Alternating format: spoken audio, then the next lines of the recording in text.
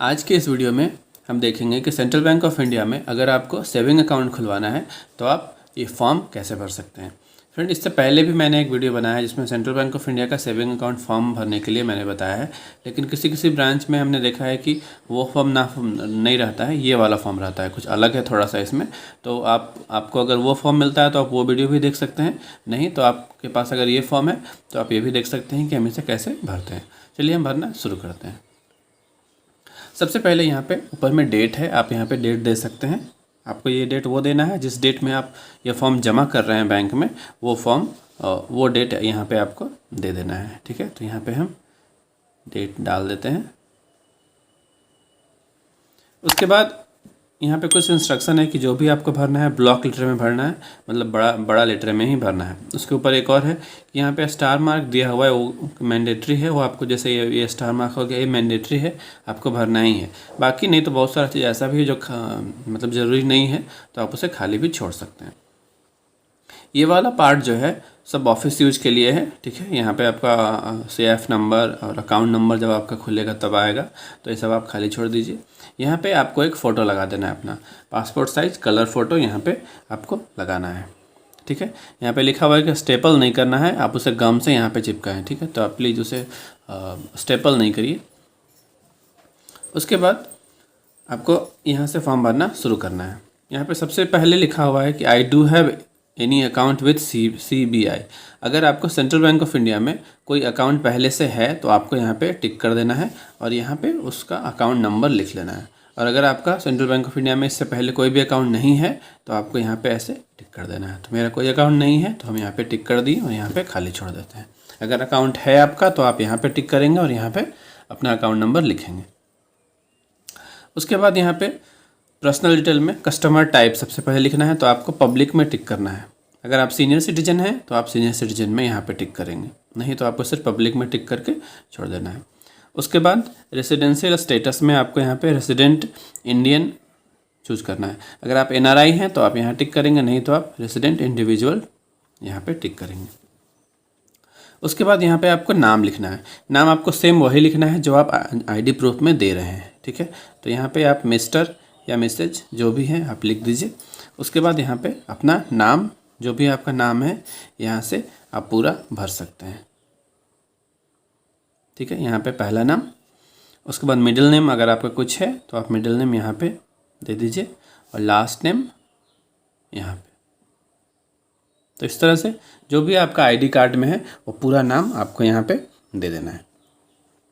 यहाँ पे मैडन नेम लिखना है। मैडन नेम मतलब अगर आपका शादी से पहले कोई और नाम है, जनरली ये फीमेल के केस में होता है कि शादी से पहले कुछ और नाम रहता है और शादी के बाद वो टाइटल वगैरह चेंज हो जाता है तो नाम अलग भी होता है। तो आप यहाँ पर अगर ऐसा कुछ है तो आपका नाम यहाँ पर आप भर दीजिए, और ऐसा नहीं है तो आप इसे खाली छोड़ सकते हैं। उसके बाद यहाँ पर आपको डेट ऑफ बर्थ देना है। ठीक है, तो डेट ऑफ बर्थ आप यहाँ पे भर सकते हैं, जो भी आपका डेट ऑफ बर्थ है आप भर दीजिए। उसके बाद यहाँ पे आपको जेंडर चूज करना है कि मेल या फीमेल। मेल है तो आप यहाँ टिक कर दिए, फीमेल है तो आप यहाँ पे टिक कर सकते हैं। उसके बाद यहाँ मैरिटल स्टेटस है, अगर आपका शादी हो गया है तो आप मैरिड में टिक कर दीजिए, नहीं है तो आप अनमैरिड टिक कर सकते हैं। उसके बाद यहाँ पे आधार नंबर जो है, यहाँ पे आपको आधार नंबर, आपका 12 डिजिट का जो भी आधार नंबर है आप आधार नंबर पूरा यहाँ पे डाल दीजिए। ठीक है, अगर आपका आधार नंबर आपको नहीं मिला है, आप सिर्फ अभी तक इनरोल कराए हैं तो आपको इनरोलमेंट नंबर मिला होगा, वो आप इनरोलमेंट नंबर यहाँ पे दे सकते हैं। नहीं तो आपके पास अगर आधार नंबर है तो यहाँ पे आप आधार नंबर अपना डाल दीजिए। उसके बाद यहाँ पे नेम ऑफ फादर है, तो यहाँ पे आपको अपने पिता का नाम डालना है। ठीक है, यहाँ पे मिस्टर, उसके बाद आपका फादर का नाम, फादर का फर्स्ट नेम, यहाँ पे फादर का मिडिल नेम और उसके बाद यहाँ लास्ट नेम। इस तरह से ये हो गया। उसके बाद नेम ऑफ स्पाउज, अगर आपका शादी हो गया है तो आप पति या पत्नी का नाम जो भी डालना चाह रहे हैं वो आप यहाँ पे डाल सकते हैं। ठीक है,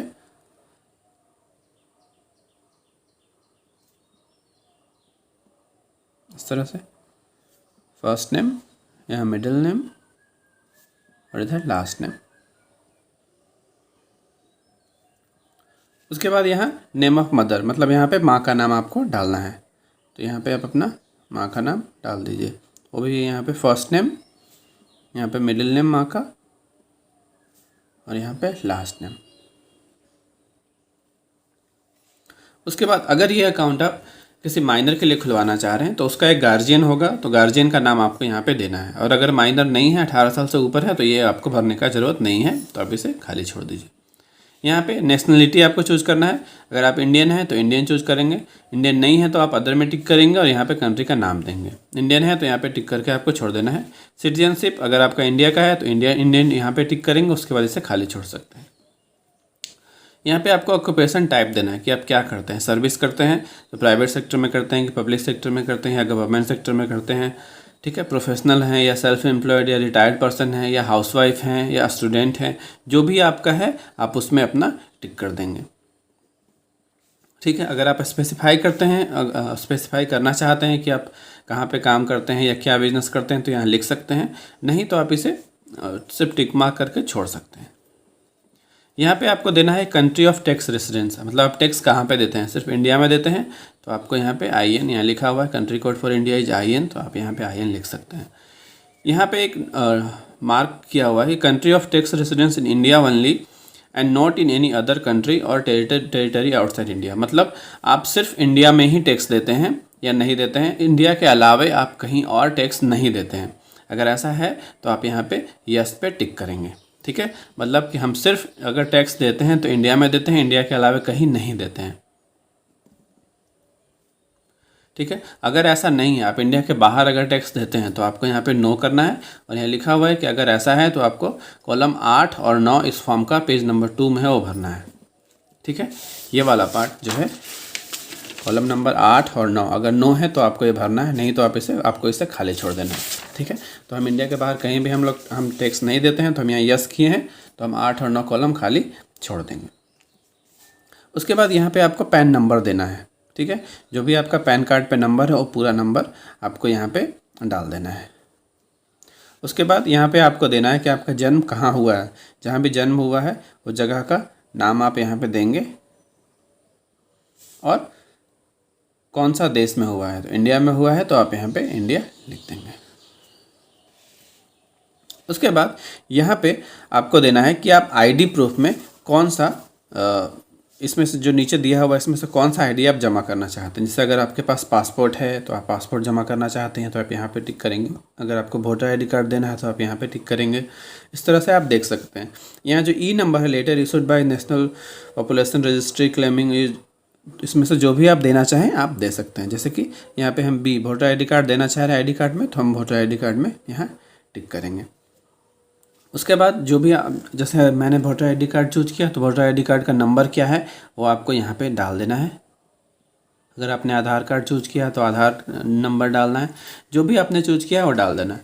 ये इशू कौन किया है, तो इलेक्शन कमीशन ऑफ इंडिया किया है तो ECI लिख देते हैं। अगर आपका कुछ और है जैसे गवर्नमेंट ऑफ इंडिया है तो आप वो लिखेंगे, जो भी है आप लिख सकते हैं। कहाँ पे आपको मिला है, जिस जगह पे आपने बनवाया है उस जगह का नाम आपको यहाँ पे दे देना है। यहाँ पे आपको इशू डेट लिखना है, ये इशू कब हुआ है आपको,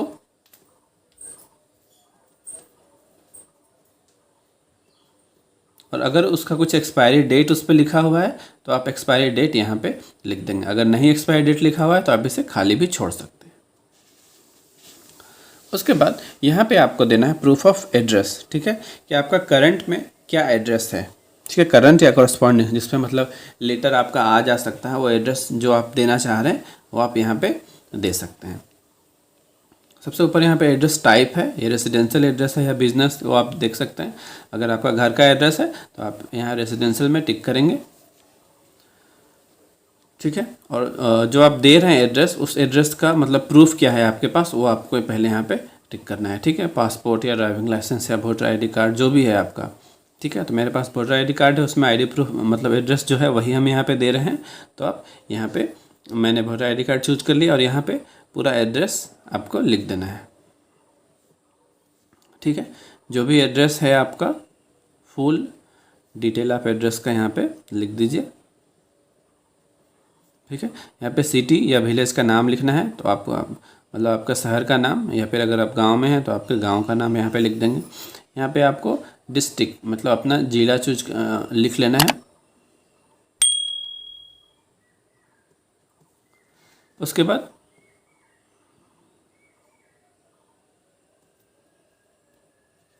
यहाँ पे आपको अपना स्टेट का नाम,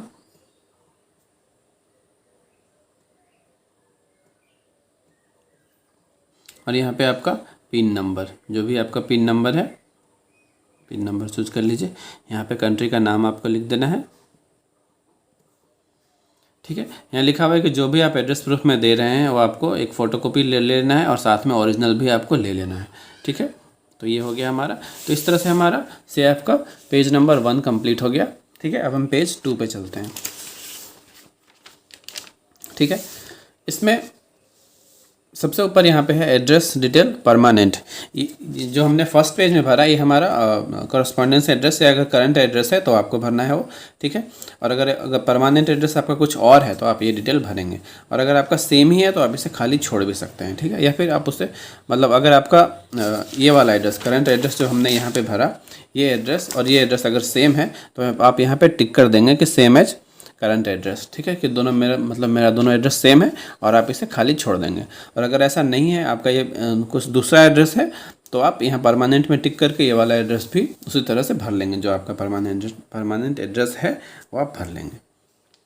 ठीक है, उसके बाद हम आते हैं कॉन्टैक्ट डिटेल में। यहाँ पे अगर आपका कोई टेलीफोन नंबर या फैक्स नंबर है तो आप यहाँ पे ऊपर में दे सकते हैं।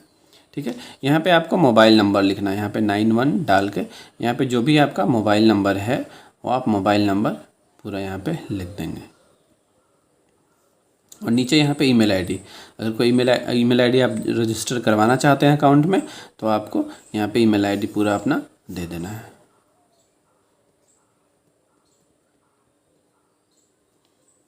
आप एक से ज़्यादा अगर मोबाइल नंबर देना चाहते हैं तो यहाँ पे दूसरा मोबाइल नंबर भी अपना दे सकते हैं।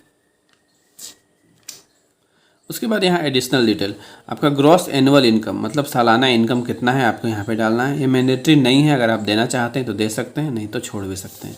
नेटवर्थ अगर आप देना चाहते हैं तो यहाँ पे दीजिए, नहीं तो आप इसे खाली छोड़ सकते हैं। यहाँ पे आपको रिलीजन चूज करना है कि आप हिंदू, मुस्लिम, सिख, ईसाई किस में आते हैं, जो भी है आप यहाँ पे टिक कर लीजिए। यहाँ पे आपको कैटेगरी चूज करना है कि आप जनरल हैं, OBC हैं, ST SC जो भी है आप अपना टिक कर लीजिए। यहाँ पे आप चूज करना है कि आप कितने पढ़े लिखे हैं। ठीक है, 10 से नीचे पढ़े हैं, 12 तक हैं, ग्रेजुएट हैं, पोस्ट ग्रेजुएट हैं, जो भी हैं आप यहाँ पे टिक कर दीजिए।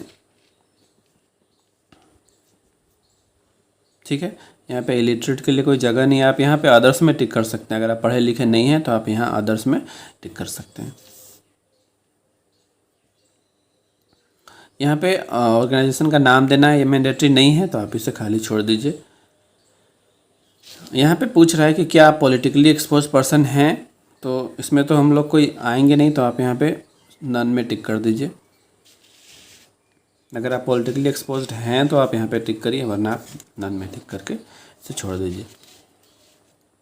अब 7 नंबर पार्ट जो है ये रिलेटेड पर्सन के लिए भरना है। अगर आप माइनर वगैरह के लिए अकाउंट खुलवा रहे हैं तो आपको ये भरना है, नहीं तो आप इसे खाली छोड़ दीजिए। और 8 और 9 जैसा मैंने बोला, अगर इंडिया के बाहर आप कहीं टैक्स देते हैं तो आपको ये भरना है, नहीं तो आप इसे भी खाली छोड़ दीजिए। अब हम पेज नंबर 3 में आते हैं। ये फॉर्म 60 है। अगर आपके पास पैन कार्ड नहीं है, अगर आपने फर्स्ट पेज में पैन नंबर नहीं दिया है तो आपको ये भरना है, नहीं तो आप इसे खाली छोड़ दीजिए, ये वाला पार्ट। ठीक है, अगर आपके पास पैन नहीं है तो चलिए मैं बता देता हूँ आपको कैसे भरना है। यहाँ पे सबसे पहले आपको अपना नाम भर देना है। ठीक है, जो आपके ID प्रूफ में है वो नाम यहाँ पे भर दीजिए। अगर आपने पैन कार्ड अप्लाई किया है तो आप यहाँ पे एप्लीकेशन नंबर आपको और एक्नॉलेजमेंट नंबर यहाँ पे दे देना है। और नहीं अप्लाई किया है तो आप उसे खाली छोड़ दीजिए। यहाँ पे लिखना है कि आपका इनकम कितना है। अगर आपका खेती से कोई इनकम है तो आपको यहाँ पे लिखना है, और खेती के अलावा कोई अदर इनकम भी है तो आपको यहाँ पे लिख देना है। यहाँ पे अपना नाम लिख देना है। ठीक है, उसके बाद यहाँ पे जगह का नाम लिखना है और यहाँ पे आपको साइन कर देना है। ठीक है, तो इस तरह से आप फॉर्म 60 भर सकते हैं। और अगर आपके पास पैन कार्ड है, आप दे रहे हैं साथ में, तो आपको ये फॉर्म 60 भी भरने का ज़रूरत नहीं है। उसके बाद यहाँ पे जो 11 नंबर है ये ऑफिस यूज के लिए है। ठीक है, यहाँ पे लिखा हुआ है फॉर ऑफिस यूज, तो आपको ये भी पार्ट खाली छोड़ देना है। ठीक है। उसके बाद ये आपका कुछ डिटेल है, आप चाहें तो पढ़ सकते हैं, नहीं तो आप इसे भी खाली छोड़ दीजिए। ठीक है, इससे आपका पेज नंबर 4 है, इस पर कुछ डिक्लेरेशन है तो आप इसे देख सकते हैं। ठीक है, पूरा पढ़ने के बाद आपको यहाँ पे अपना साइन कर देना है। ठीक है, और यहाँ साइन आपको यहाँ पे कर देना है। यहाँ पे आपको जगह का नाम लिख देना है। ठीक है, और यहाँ पे आज का डेट लिख लेना है आपको। ठीक है, तो इस तरह से CIF का पार्ट मेरा कंप्लीट हो गया। अब हम चलते हैं नेक्स्ट पेज पे। यहाँ से अकाउंट ओपनिंग फॉर्म का पेज नंबर 1 यहाँ लिखा हुआ AOF 1, तो ये हम भरना शुरू करते हैं। सबसे पहले यहाँ पे आपको ब्रांच का नाम लिख देना है। जिस ब्रांच में भी आप अपना अकाउंट खुलवाना चाह रहे हैं उस ब्रांच का नाम आपको यहाँ पे लिख देना है।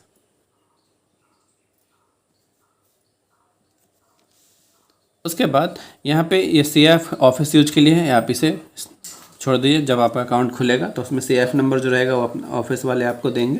यहाँ पे अकाउंट नंबर है, इसे भी आप खाली छोड़ दीजिए। जब आपका अकाउंट खुलेगा तो यहाँ पे अकाउंट नंबर आएगा। अब आप चूँकि सेविंग अकाउंट खुलवाना चाह रहे हैं तो आप सेविंग अकाउंट, बैंक अकाउंट यहाँ पे टिक करेंगे। ठीक है, अगर कुछ और है तो आप इधर देख सकते हैं, नहीं तो आप सिंपल सेविंग अकाउंट खुलवा रहे हैं तो आप यहाँ पे टिक करेंगे। ठीक है, सेविंग अकाउंट जब खोलना है तो आपको कितना पैसा जमा कर रहे हैं वो आप अमाउंट यहाँ पे लिख सकते हैं। अगर आप 5,000 जमा कर रहे हैं तो 5,000, या जो भी जमा कर रहे हैं, कितना जमा कर रहे हैं आप यहाँ पे लिखिए। और यहाँ पे चूँकि आप अगर चेक से दे रहे हैं तो चेक नंबर लिखिए, कैश दे रहे हैं तो कैश लिख लीजिए, जो भी है आप यहाँ पे लिख सकते हैं। अब यहाँ पे आपको अपना पहला यहाँ पे आपको नाम लिख लेना है। ठीक है,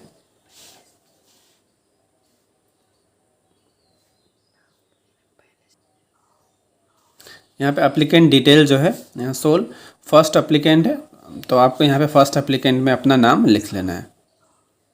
ठीक है, जो भी आपका नाम है आपको नाम यहाँ पे लिख लेना है। फर्स्ट नेम, यहाँ बीच में आपको मिडिल नेम लिख लेना है, और लास्ट नेम। मिडिल नेम नहीं है तो आप खाली भी छोड़ सकते हैं। ठीक है, ये सेकेंड एप्लीकेंट और थर्ड एप्लीकेंट जो लिखा हुआ है, यहाँ पे अगर ज्वाइंट अकाउंट खुलवा रहे हैं तो ये आपको भरना है।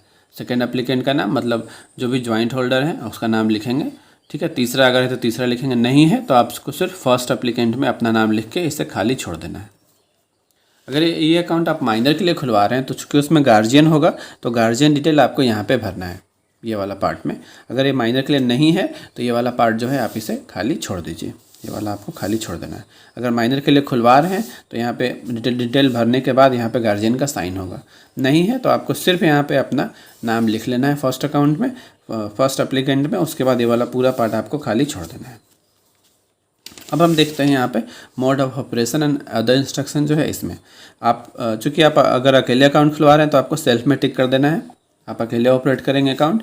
ज्वाइंट है तो आपको फिर देखना है कि आइदर सर्वाइवर है, मतलब दोनों ही ऑपरेट कर सकते हैं, या फॉर्मर सर्वाइवर, या दोनों साथ में ऑपरेट करेंगे, जो भी है आप यहाँ पे टिक कर दीजिए। अगर आप अकेले खुलवा रहे हैं तो आप यहाँ पे सिर्फ सेल्फ में टिक करके छोड़ दीजिए। यहाँ पे ATM का डेबिट कार्ड जो है लिखा हुआ है, यहाँ पे आपको देखना है कि आपका जो ATM कार्ड अगर आप अप्लाई करते हैं तो उसमें आपका नाम कार्ड पे क्या आएगा। तो जो आप कार्ड में नाम देना चाह रहे हैं वो नाम आप यहाँ पे भर लीजिए। ठीक है, उसके बाद अगर सेकंड या थर्ड एप्लीकेंट है तो आपको ये दोनों जगह में अगर ATM कार्ड अप्लाई कर रहे हैं तो उनमें क्या नाम आएगा आपको भरना है। अगर आप अकेले हैं तो आपको यहाँ सिर्फ फर्स्ट एप्लीकेंट में भर के खाली छोड़ दीजिए। उसके नीचे सेकंड में SMS अलर्ट के लिए है कि आपको SMS अलर्ट चाहिए या नहीं चाहिए। अगर चाहिए तो यस कर दीजिए, नहीं चाहिए तो नो कर सकते हैं। मोबाइल बैंकिंग अगर आपको चाहिए यस कर दीजिए।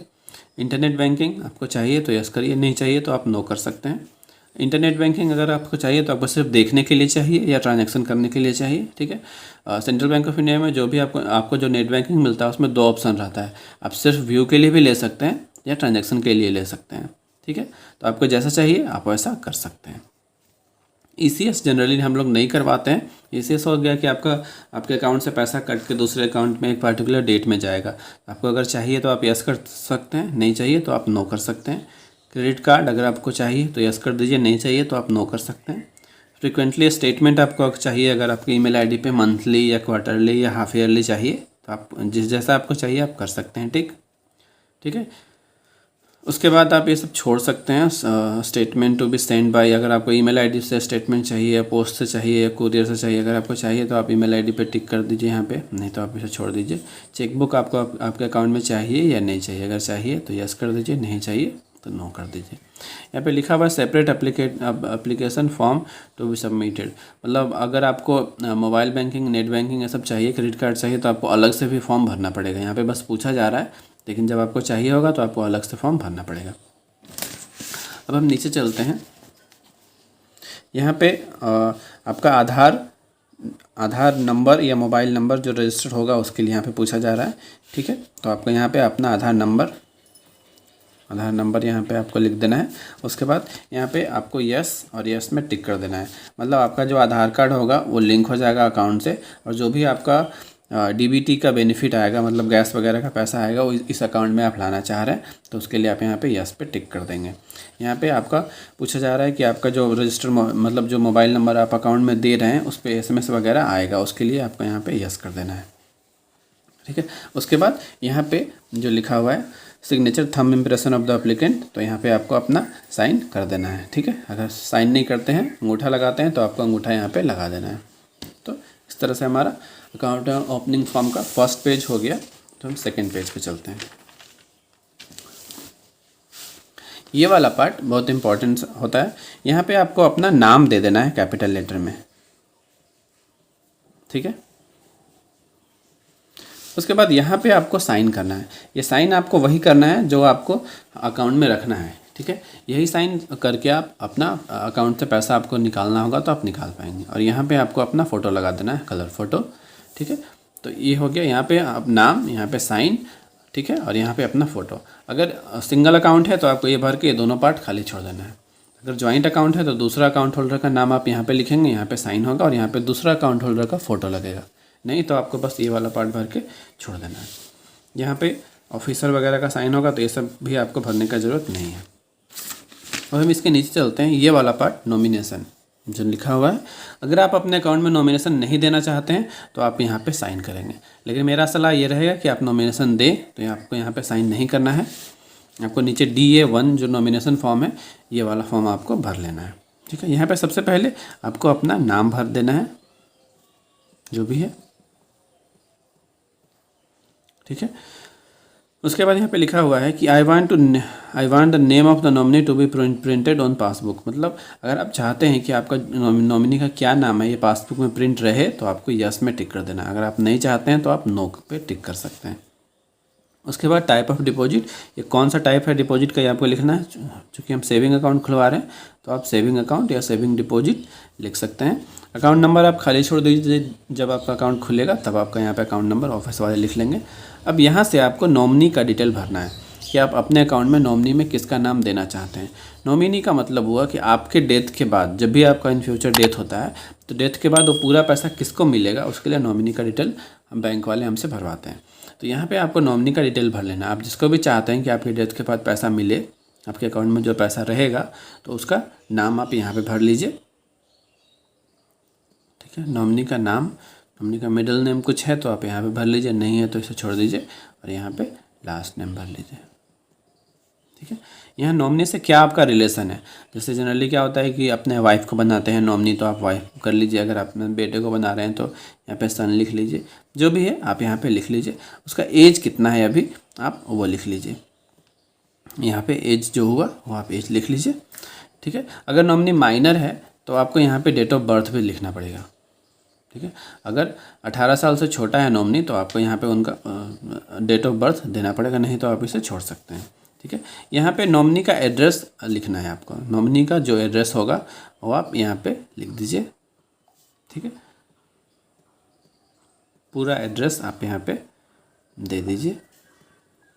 उसके बाद यहाँ पे सिटी या विलेज का नाम लिख लेना है, नॉमिनी का, यहाँ पे पिन नंबर, और यहाँ पे स्टेट, ठीक है।